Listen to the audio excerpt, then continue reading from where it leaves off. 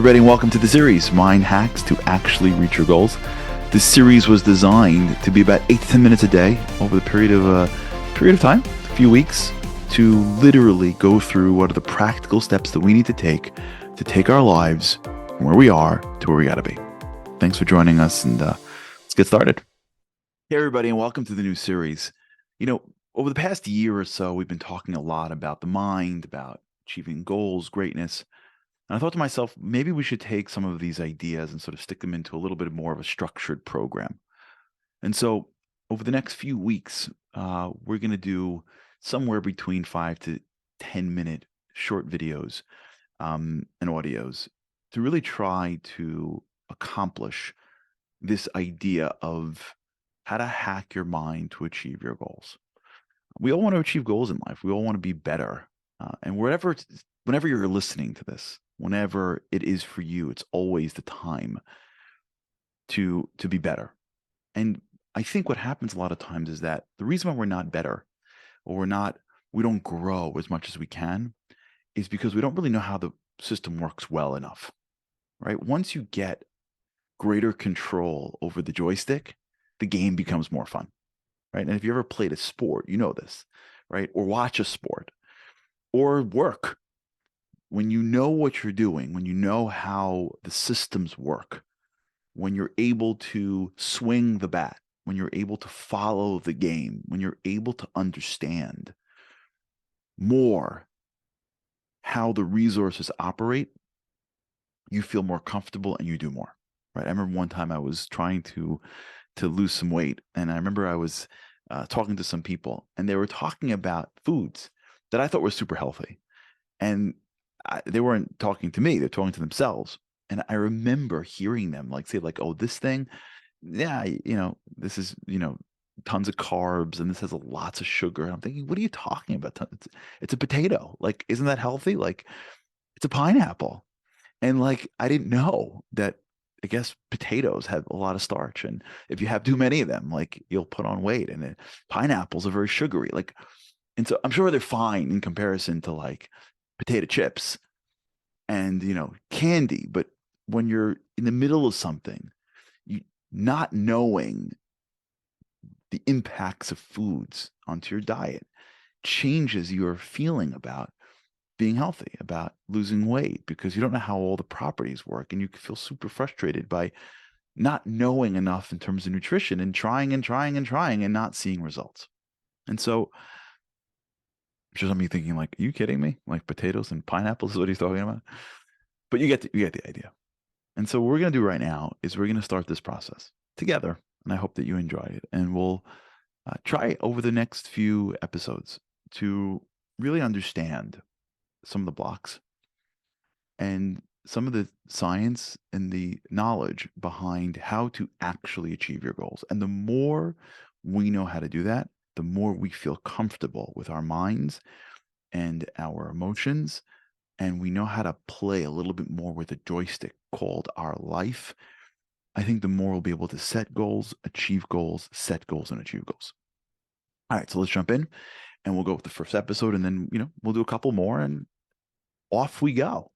So I want to begin right away with, what doesn't work, right? As you know, every year, one of the most, I guess, famous things that people do, one of the most popular things people do is what's called resolutions, right? They're depending on whatever culture you're in, you're making some set of resolutions, right?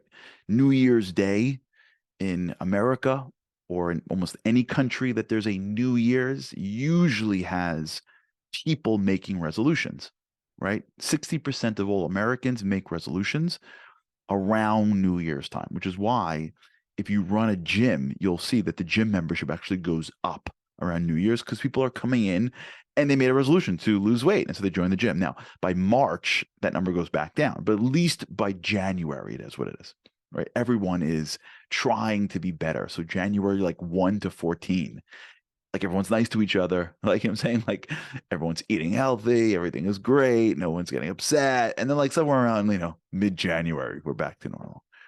60% of all Americans make resolutions, as the research shows. And out of that 60%, now it's an amazing concept, right? Just understand what a resolution is. A resolution is a goal, a promise, if you will, to yourself about something that you want. So this is like no one's forcing you to do this. No one's making you make a resolution. Like this is like a layup for things that should have real lasting capacity, right? I mean, if there's anything that should last a while, it's things that we think we need that we do for ourselves. Like you would think, like nobody's like, sticking it on your desk and saying, get it to me by the morning, right? A resolution is I recognize that there's something wrong with my life. I recognize that I need to make a change, and I've articulated the change I need to make. And I'm already envisioning how good I'm going to look or talk or feel or sense when this is done. So it is the most perfect thing to do for you. And yet, out of 60% of the people that actually make a resolution, only 8% keep them for any significant period of time. 8, not 80%, not 18, 8. That means nobody. So out of the entire group of people every year, almost nobody, that's 8% of 60%, almost nobody keeps them for longer. Why? The reason isn't because we don't want to. We do want to. If we didn't want to, we wouldn't make it. The reason is because there's something inherently flawed with a resolution that makes it very difficult to actually keep. Resolutions are actually designed to not work. A resolution is something totally different. It's interesting, but the way it is. What are resolutions? Resolutions are commitments. I'm going to do X. I'm going to be X, right? Now, the problem is that the way that statement is made is actually in no way going to help you get to X. It's not going to get you to look that way or talk that way or learn that thing or change your job or enhance your relationships. Resolutions are actually designed to do something totally different. And in that area, it works really well. Resolutions are designed to make you feel less guilty in the moment, right? A resolution tells you you're going to do something. Once you say that to yourself, that means you've already gone through, I know what it is, and I'm going to say it. Once you've articulated that which you want to be or do in the future, you can almost envision life with that thing. Once you say, I'm going to lose this weight, once you say, I'm going to be a better husband, you can almost picture yourself as a better husband. You've articulated the thing that you want. And usually, what happens at moments where there's transition, which is when you make resolutions, right? You make them New Year's, whether it's the secular New Year or the religious New Year. A lot of times when you're going through Rosh Hashanah, Yom Kippur, you're making resolutions. It's the Jewish New Year. You do it maybe at moments of life cycles. You're at someone's wedding or, God forbid, death, and you see something. You do it at moments in your own life.